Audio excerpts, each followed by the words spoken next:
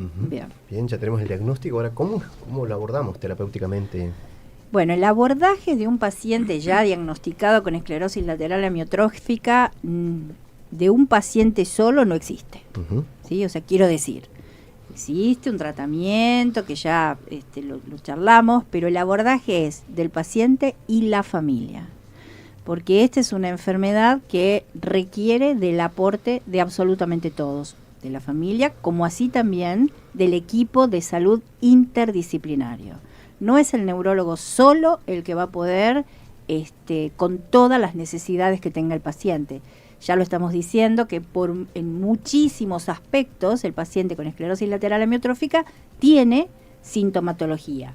Entonces necesitamos del neurólogo para el diagnóstico, del médico clínico para un seguimiento clínico general, del nutricionista, porque en algún momento, primero, porque el paciente empieza a perder peso, pero no es solamente peso graso, no es solamente porque no puede comer bien, sino porque pierde peso muscular, peso proteico. Entonces tiene que tener, mientras puede comer, mientras se puede alimentar todavía, tiene que tener una dieta hecha a medida para ese paciente.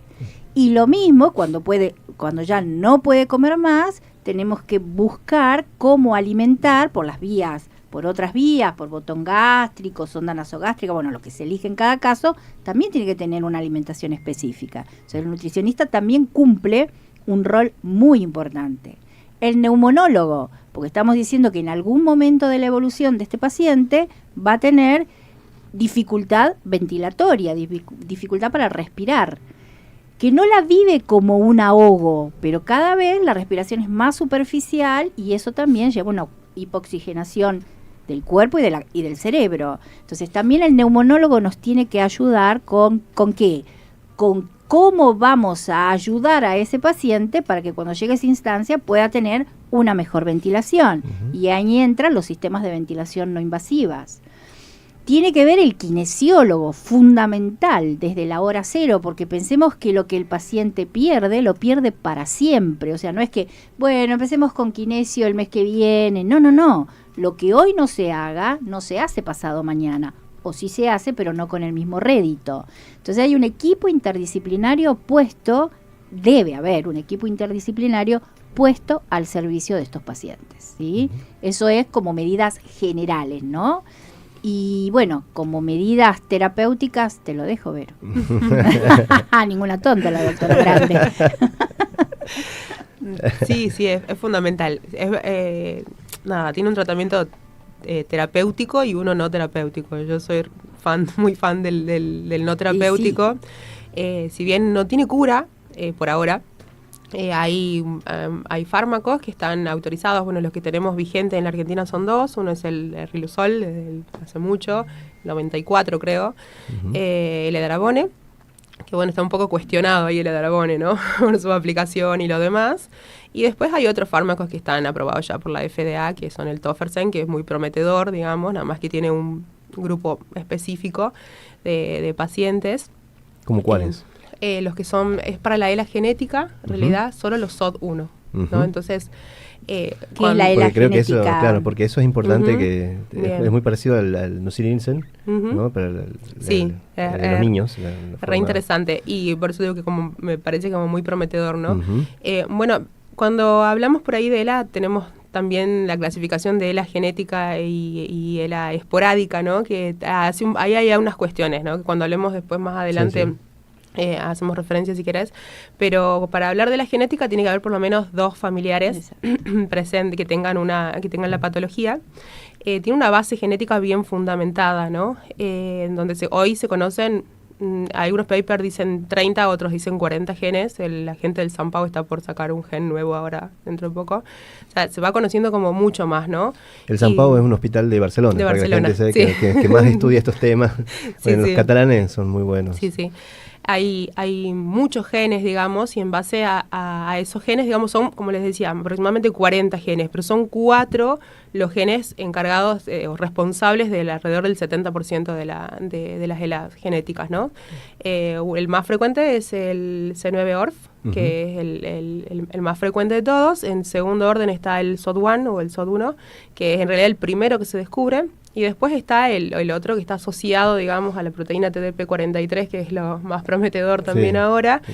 Y después está el FUS, que también son poquitos. Dentro de estos, de los que son los SOT1, que es un grupo de chiquitos de pacientes, son más o menos, si no me equivoco, el 12% de las genéticas y en el 1% de las esporádicas están presentes. Ahí es donde actúa el tofersen. Después, y bueno, lo que tiene es una indicación intratecal, ¿no? Uh-huh. O sea, se hace por vía una punción lumbar para ingresar al sistema nervioso. Y después lo más conocido es el Riluzol, digamos que es un fármaco que se da por vía oral, que tiene efectos adversos muy nobles, fácil de controlar, y es un fármaco viejo, pero que tiene los estudios, digamos, demostraron que aumenta la sobrevida a 3 meses por lo menos, o disminuye la llegada del respirador, ¿no? Que eso es algo que no se ha logrado con otros fármacos. Después hasta ahora no lo superó ninguno. No lo superó, no. Uh-huh. Después está el edarabone, que es como un fármaco que también tiene que cumplir como ciertos criterios para los pacientes que se lo debe administrar, pero tiene una complejidad que es endovenoso. Es endovenoso y requiere unos días de internación, unos días de reposo y lo demás. Está un poco cuestionado porque los estudios que generaron la aprobación de este fármaco no mostraron una mejoría, ¿no? Sino mostraron menos empeoramiento. O sea, se hacen unas escalas funcionales, que es con lo que seguimos a los pacientes y es lo que se usa también en los estudios, en donde se vio que los que tomaban placebo, los que hacían el placebo, empeoraron también, pero empeoraron 2 o 3 puntos más que los que hacían... Empeoraron más rápido, más. Claro. El edarabone, los dos empeoraron, pero el edarabone empeoró un poco menos. Sí, entonces... Sí. Está ahí un poco cuestionado. Igual ahora hay un estudio que está hecho en vez de 6 meses a 1 año, que está asociando el edarabone con con el aumento de la expectativa de vida, digamos. Y en esto, perdón, quiero volver a hacer hincapié en la necesidad de tener un diagnóstico lo más rápido posible, porque también es cierto que estos medicamentos han mostrado mejor efectividad cuanto más tempranamente uno pueda instalarlo como tratamiento, pero para instalarlo como tratamiento primero tengo que tener un diagnóstico. Entonces, cuanto más tempranamente sea el diagnóstico, cuanto menos podamos dar vueltas alrededor de eso, mejor va a ser esta sobrevida, como decís vos, que uno diría que parece poca cosa, ¿no?